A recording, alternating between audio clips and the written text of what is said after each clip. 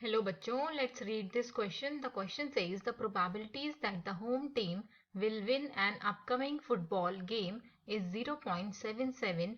The probability that it will tie the game is 0.8 and the probability that it will lose the game is, हमें यहाँ पे fill up दिया हुआ है, fill in the blanks. हमें बताना है कि एक टीम के जीतने की probability 0.77 है एंड गेम टाई होने की प्रोबेबिलिटी 0.08 है, तो हमें गेम लूज करने की प्रोबेबिलिटी यहाँ पे फाइंड आउट करनी है। तो सबसे पहले इस क्वेश्चन को सॉल्व करने के लिए हम इसका की कंसेप्ट डिस्कस कर लेते हैं, जिसकी हेल्प से हम इस क्वेश्चन को इजीली कर सकते हैं।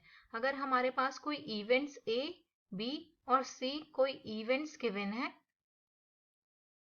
तो उनके इवेंट्स की प्रोबेबिलिटी होगी P A plus P B plus P C is equals to 1 के इक्वल। इन इवेंट्स के sum of all the probability of events is equal to 1 के इक्वल हो जाएगी। अब हमें क्वेश्चन में गिवन है कि प्रोबेबिलिटी जो विन करने की प्रोबेबिलिटी है, जिसको हम पी विन से डिनोट करेंगे, that is equals to 0.77 and P game tie होने की प्रोबेबिलिटी है, जिसको हम पी टाई से डिनोट करेंगे, दैट इज इक्वल्स टू 0.08। तो हमें फाइंड आउट करना है पी लूज करने की प्रोबेबिलिटी क्या होगी। तो यहाँ से हमें पता है कि सम ऑफ ऑल प्रोबेबिलिटीज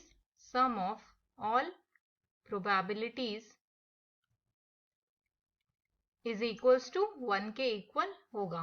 तो यहाँ से P win plus P lose plus P tie is equals to 1 के इक्वल होगा। अब यहाँ पर वैल्यू रख लेते हैं P विन की प्रोबेबिलिटी ऑफ विन करने की, वो है हमारे पास 0.77। अब हमें P लूज करने की प्रोबेबिलिटी फाइंड आउट करनी है, प्लस टाई प्रोबेबिलिटी हमें गिवन है 0.08 के equal, that is equals to 1। तो इनका सम करने पे हमें मिलेगा 0.85 प्लस प्रोबेबिलिटी लूज करने की, दैट इज इक्वल्स टू 1 के इक्वल। तो यहाँ से P lose is equals to 1 minus 0.85, that is equals to 0.15।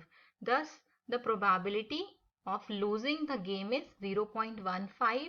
This is our answer. Hope you all understood it well. Best of luck.